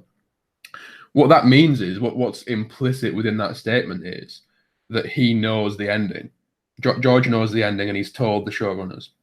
if you go back to an interview from 2012, I think it was, George said that the reason he started writing a Game of Thrones and stopped writing what he was writing at the time was because he gets bored when he knows the ending. Because he didn't plan to write Game of Thrones, he was writing something else, and then the first scene just popped into his mind. Yeah, and he got bored. He got bored of writing the other one that he was supposed to be writing because he knew where it was going. So if the show knows where the end game is going to lie, then that therefore necessarily entails that George also knows.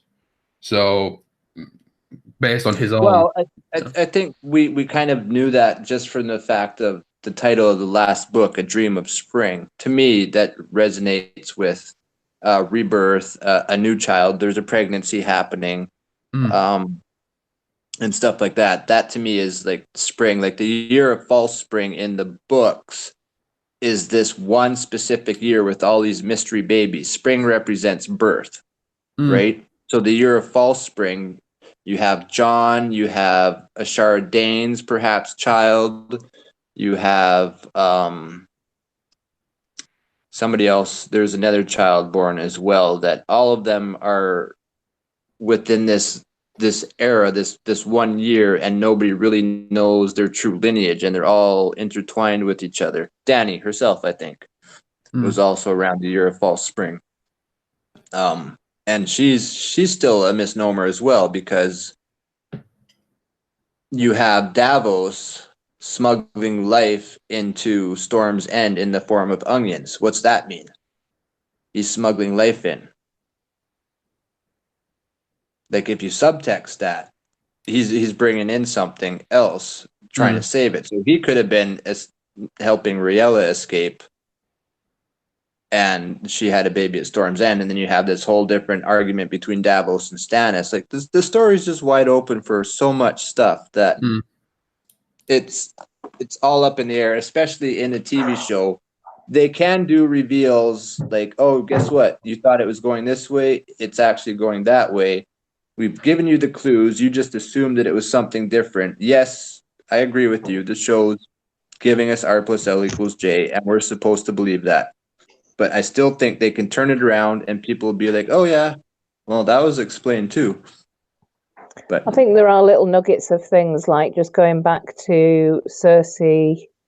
I can't remember whether it was Tyrion or Jaime who said that line about the lies within the truth or whatever.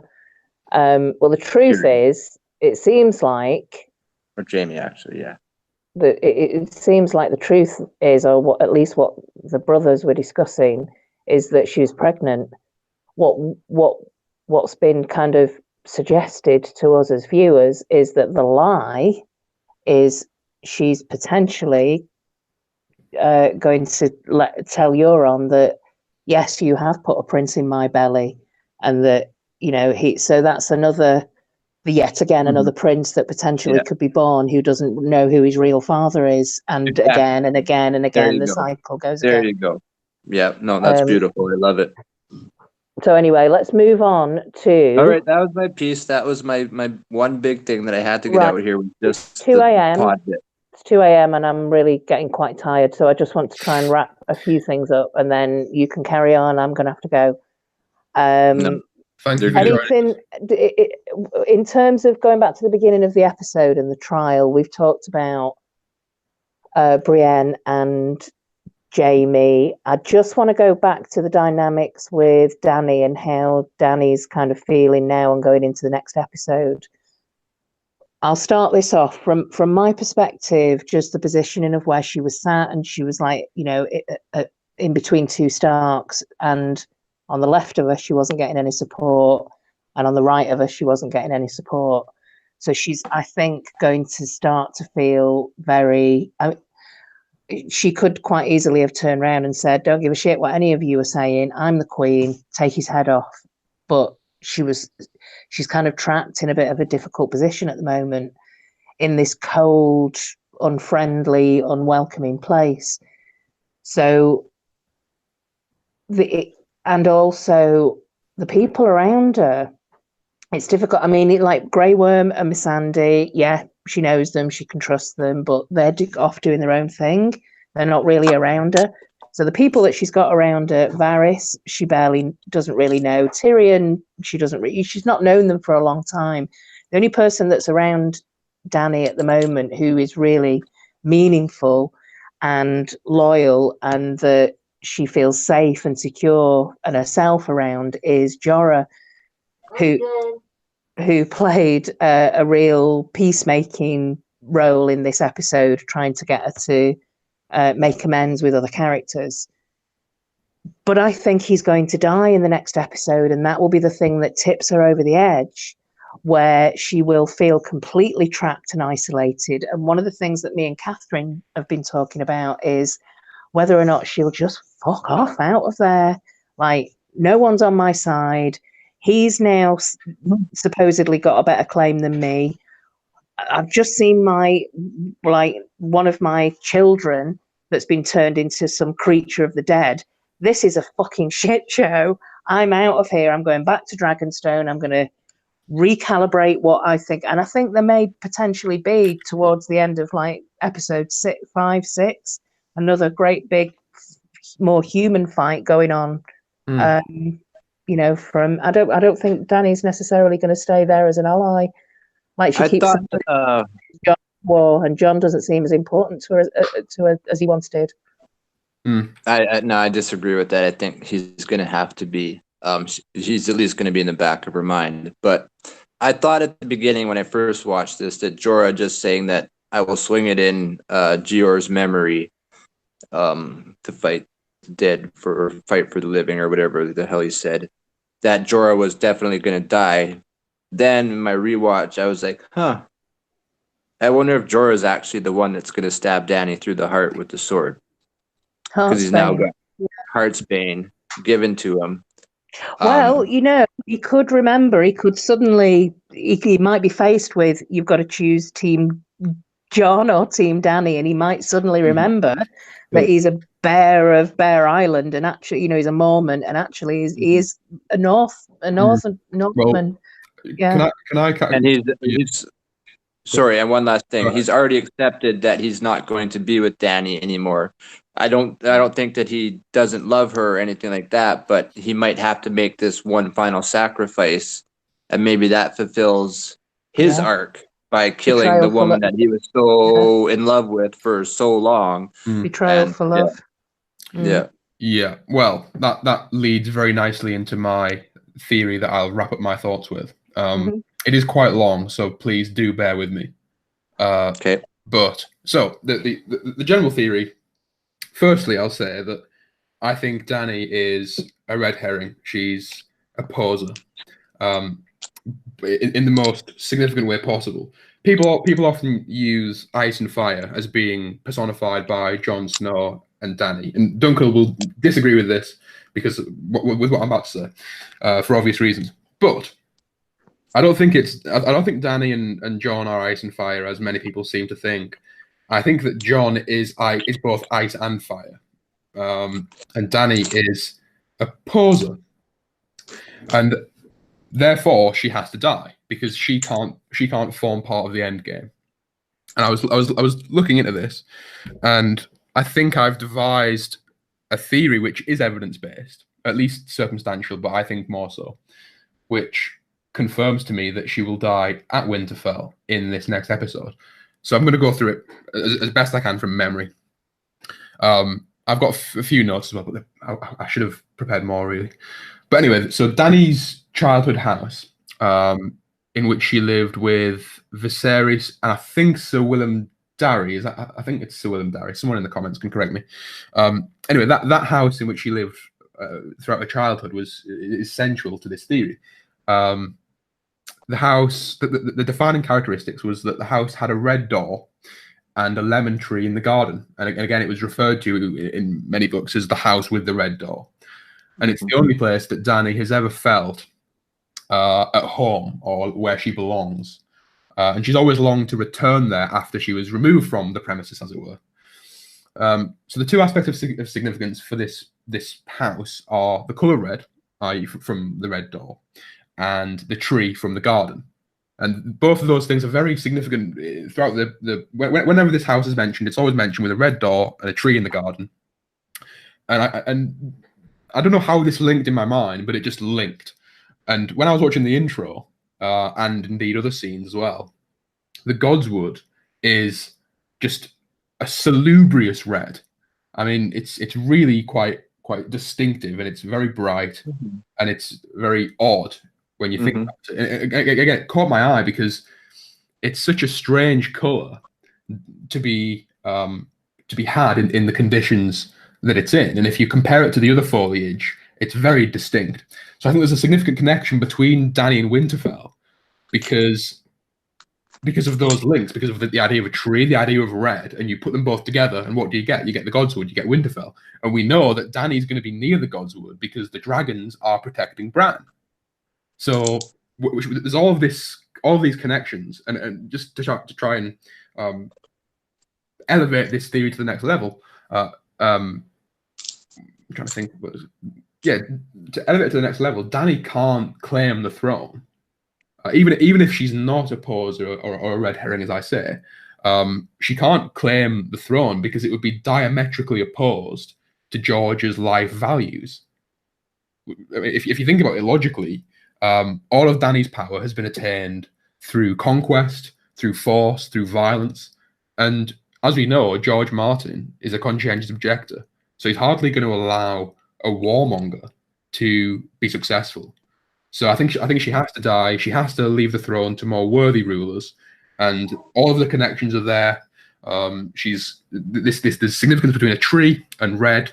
The tree in the Godswood is conspicuously and salubriously red, which is strange given the conditions. And of course, we have her mentioning Khal Drogo in this episode, that's someone taller, and that will be her final resting place. She'll die in Winterfell. Her final scene will be her moving into the realm beyond, as it were, with Khal Drogo, and that'll be her end. And Jon will sit the throne. Jon's never sitting the throne. That's my theory. No, Jon will never sit the Iron Throne. I totally disagree. Even if he's R plus L equals J, he's not sitting the Iron Throne. That's not who he is. Well, forget the Jon bit, because that was just a throwaway sentence at the end. Okay, that's fine. I'm just giving you a full theory. That's fine. And the bit that you attached to after about 15 minutes of exposition is the final sentence, which wasn't even connected to the evidence anyway. But no, I'll get into it, but I don't think I disagree with you with the red door having any significance with the heart tree.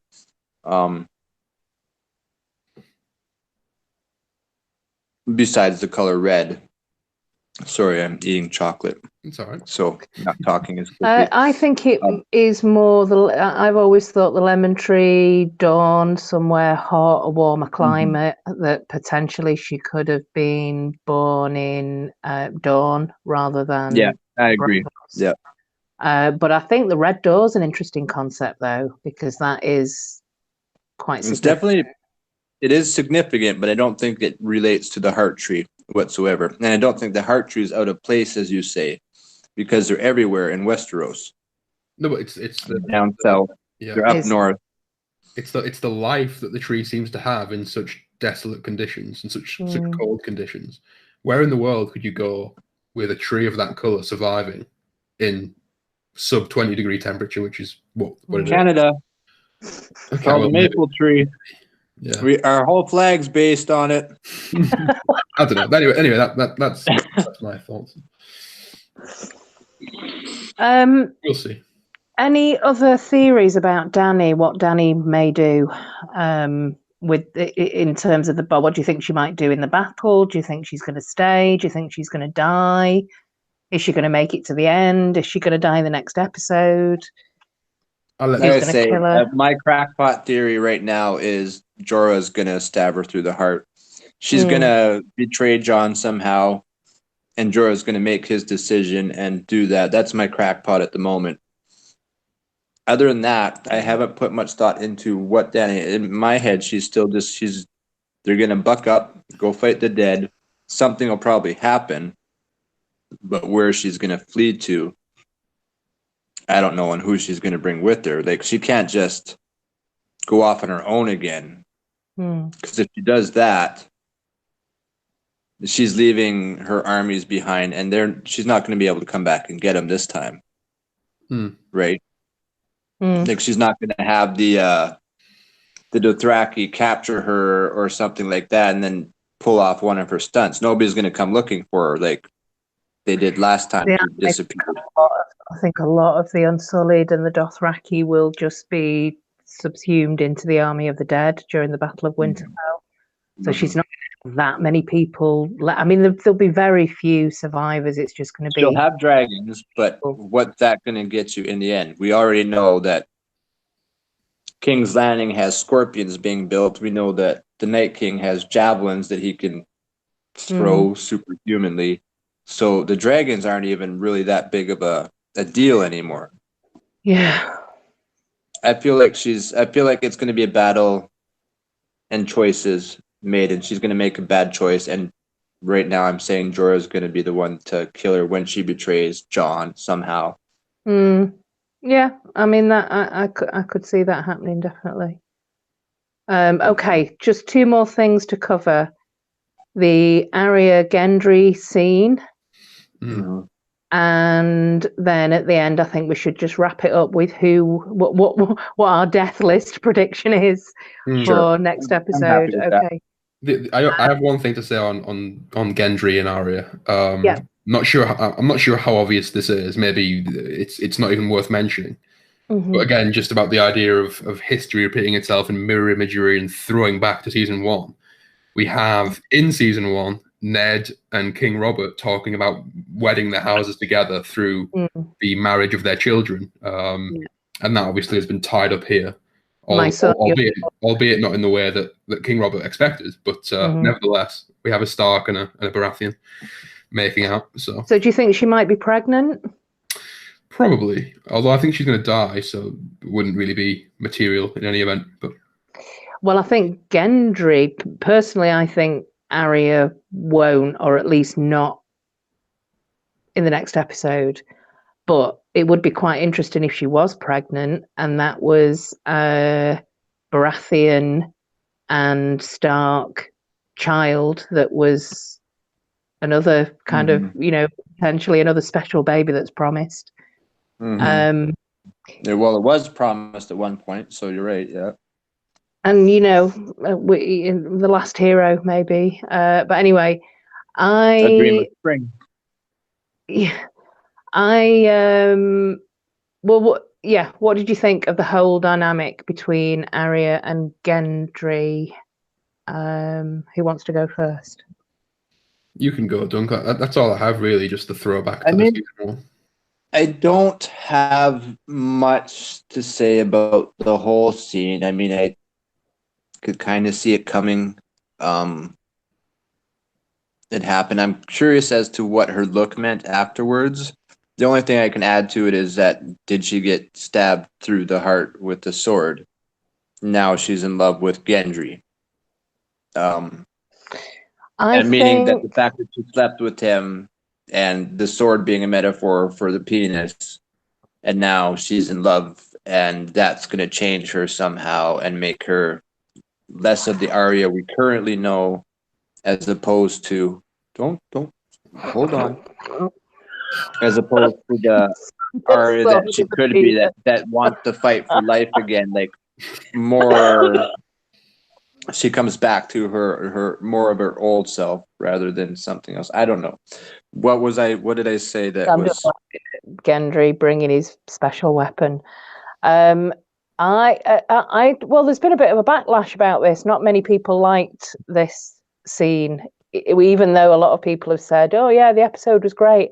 I'm going to mark it down though because of like Gendry and Arya scene. Because it seems to be a lot more male fans have a problem with it than female fans, because it's like, it's jarring because we've known the actress and the character since she was like 11 or something. Sure. Well, you guys have heard that research for Arya's age like spiked up hugely. Yeah. Like Maisie Williams' age. Like people were searching for her age. Like, am I supposed to like be watching this or whatever? Like it jumped enormously. Google Analytics, yeah.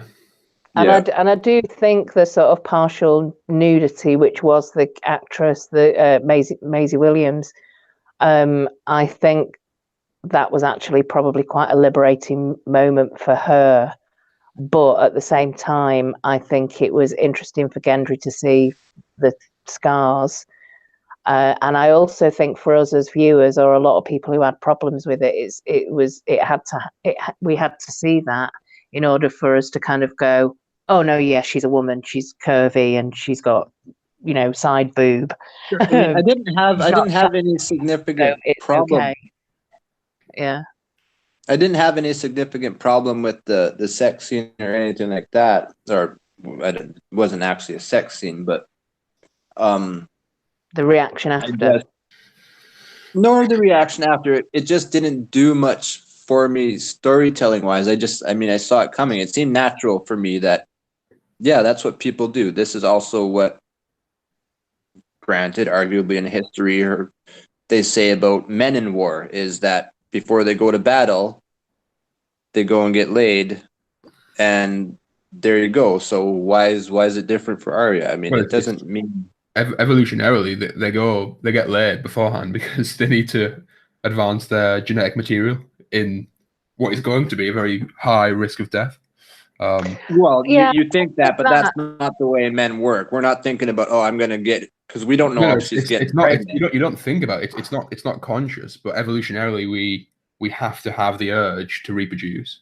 Otherwise, the species. Well, yeah, it's called sex feels good, and you want to get laid. It'll take your mind off it. I mean, that's what makes the urge. Speaking of the Arya and Gendry whole dynamic, this has been in the pipeline since season 1, because the scene where Arya goes into the blacksmithing place, and she kind of eyes him up and down with a lusting expression, and he's like got his muscles and all that sort of thing.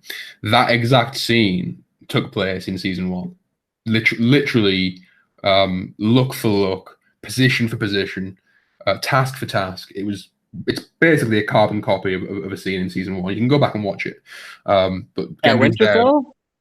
No, in King's Landing, I think. Really? Well, yeah, you can. I'll find it. I'll post it in the comments or whatever. But he's in season 1. He's topless. His muscles are accentuated, as it were. He's making a sword, and she is there, standing, looking at him with approving eyes, shall we say? Interesting. No, I don't remember that at all. So I think that the look that she had in the bed the following morning when they were playing the Jenny of Earlstone song,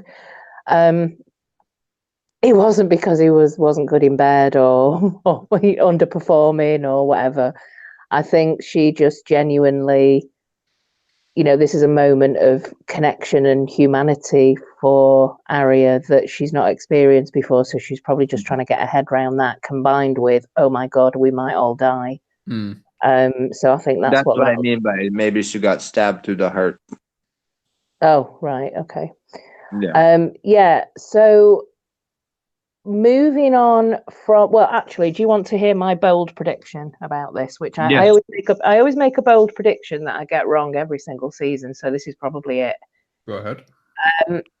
I think that there's a reason why we've had this blossoming romance between Arya and Gendry in the show. Go ahead. Not the books, but in the show, I think there's a reason, and it links to the horrific reaction on Arya's face in the trailer when she's in the crypts all sweaty and covered in blood and dirt and mud, and she's terrified. I think what she's going to have to do is face before I get to that, in this episode, Gendry was talking a lot about the crypts. You should go to the crypts, you'll be safe in the crypts. And then she was like, really? And started throwing the daggers against the wall. Like, no, I don't need saving. Maybe you need to be in the crypts. Maybe you need to be safe. I think he will end up in the crypts. I think he'll be one of first line of defense in the crypts that ends up being killed. I think he immediately is absorbed into the army of the dead, and this is who Arya will face as one of her first sort of recognizable whites in the crypts, and she will have to, this is the beauty of my theory, she will have to kill whited Gendry with the weapon that he forged for her. So basically with his own weapon. And that's why she looks so horrified in the trailer. It's Gendry.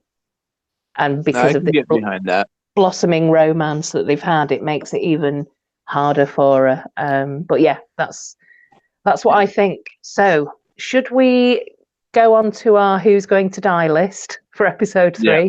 Briefly. Let's go quick. Briefly. Okay. Right, who wants to go first? I haven't got You guys go first, because I only got like 0 people. Beric Dondarrion, there's one.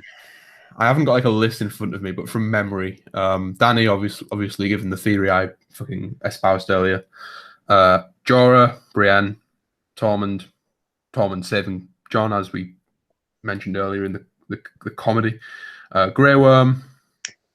Anyone else I'm missing? Yeah, Grey Worm, simply because he promised her future. After this is over, I'll take you back to North. Yeah, Grey Worm's dead. Yeah, Theon, every single member of the Ironborn who's there. I think that'll do. Gendry as well. I'm on board with Claire's little prediction. So Gendry. So yeah, Danny. What was it? Let me think. Danny, Jorah, Brienne, Tormund, Grey Worm, Theon, and Gendry.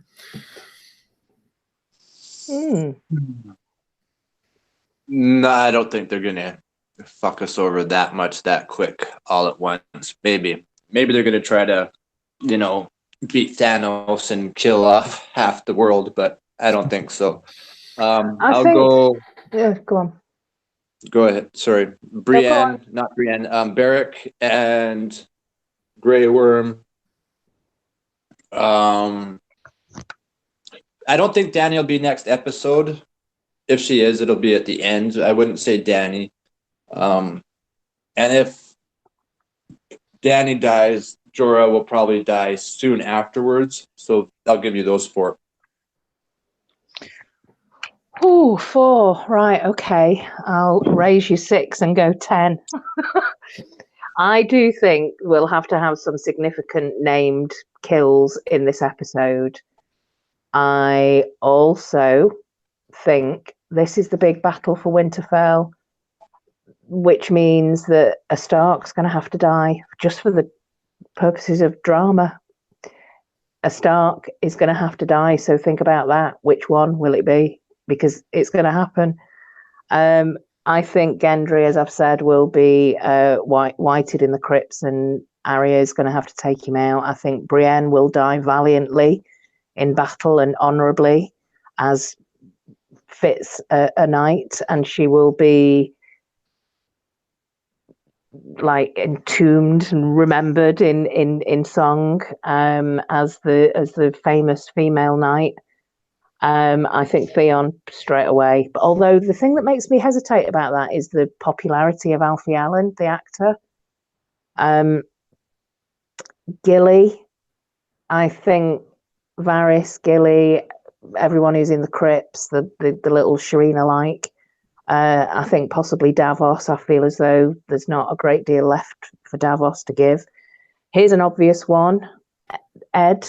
His watch is definitely ended, because in that scene that we didn't talk about actually, but the scene where Ghost appeared, a little tiny ghost on a box behind the 3 of them in that beautiful scene where they were on the wall, the watchers on the wall. It was beautiful. Sam stood up for himself, and also Ed turned round and said, in the words of the Night's Watch, whoever's left, burn the dead, which basically means he's going to die. His watch over. Tormund, I think, as the last sort of named wildling. I just can't. There just seems to be, he's like overrun his time as far as I'm concerned. It'll either be Grey Worm or Missandei, one of them. I think it would be poetic for us everybody to believe that it would be Grey Worm in battle, but maybe he survives, but Missandei dies in the crypts. That would, one of them's got to go. I think Beric and Mel will definitely, for me, they're serving the purpose of the Red God and resurrection at a significant moment for a significant character. And I think that's about it. So there's about 10 of them there. Yeah. Yeah, I like the poetic imagery with the Night's Watchman remaining as the last bastion of protection against threats unknown, as it were. Because Winterfell is effectively the wall at this stage, isn't it? Anything beyond Winterfell is unknown. And the Night's Watch therefore defend the realm of men against what is unknown, as has always been the case. Yeah, I agree with you that Ed's gonna die for sure. Yeah. Yeah. Which Calum says I look like, which is ridiculous. Huh? Who? Did I? Yeah, you did last week. I don't know if it was on tape or just talking, but you're like, oh, should I call you Dolores Ed or something like that? I said he has more. And I said he has more hair than me. Did you dream this? More like Thoros of me. Of me. Well, that's more like personality rather than looks, too. And on that note. And finally, has anybody got anything to say about the song Jenny of Earlstones, the significance of the song in this episode? Well, not really, but it reminded me of Pippin's song in Lord of the Rings. That's all I'll say. One more thing, actually, that does remind me. One more thing, which I was really, really excited to hear, which is that the next episode is directed by my favorite Game of Thrones director. I'm probably going to butcher his name. I think it's, Miguel Sapochnik or something like that. Miguel Sapochnik. Sapochnik. I'm going to go with that. Miguel Sapochnik. Let's go with that. Anyway, his name is unimportant compared to his skill as a director. My two favorite episodes of all time have been, well, three actually, have been Hardhome, Winds of Winter, and Battle of the Bastards. He directed all three of them. And his skill in directing battle scenes is phenomenal. It's astronomical. Unrivaled in my view in the present day, and the fact that he's directing the next episode just fills me with joy. So yeah, I will go out on a note of some of Brienne's quotes when she was talking to Jamie, saying we have the rise. If we keep a tight formation, we should be able to beat them back. I think that's referring to John or whoever when she says that we have the rise, because it's also mentioned later on by somebody else, or Tormund, I think, when he shows up. How long do we have before the sun rises? So the sun before the sun rises, meaning John, or as I would like to say, Pod, but one of them rising, ascending to their role. And so I don't know. I mean, yeah, I think Winterfell's going to be consumed because the army has to go further south. But at the same point, I think we maybe have 2 episodes stuck here in Winterfell dealing with this, and then we kind of move on from there. Who knows what's going to happen? I mean, I don't know if the dead are going to make it all the way south, do we? Do the dead ever leave the north? Are they going to go past the north for once? We'll find out. I mean, it could be. There is a theory. It's not my theory, and it's probably an old one, but it was one that Lisa in House Polish sent across to me and Catherine about the song Jenny of Earlstones, and it's about the lyrics are about being lost. It's lost and found love, and about never wanting to leave. And the theory is about the crypts, the deeper levels, way down deep, possibly even before Winterfell itself was built. The first place down there where, but then there are lots of theories about a dragon or whatever, the weird tunnels that go under the wall. But also there's a theory that that's where the Night's Queen is. in down in that level, and that's why there always has to be a Stark in Winterfell to kind of make sure that she never gets out of there. And that's what the Night's King is going for. He just wants to get to. It could be going, like I said, it could be Gilly's baby. It could be some, all of a sudden we see like this, the lyrics in the song, lost and found love, never wanting to leave. So maybe that's all he wants to do, is to sort of rescue her, and that's all he's ever tried to do, and that's his mission, and it's a great big epic love story, and we don't know what his motivations are. Maybe they're pure and good and honest rather than bad, evil, blah blah blah, whatever. There's also something I'm that sure they're pure and good and honest in his eyes, no matter what. Like, he's not seeing himself as evil, I don't think. Well, one person's terrorist is another person's freedom fighter, so.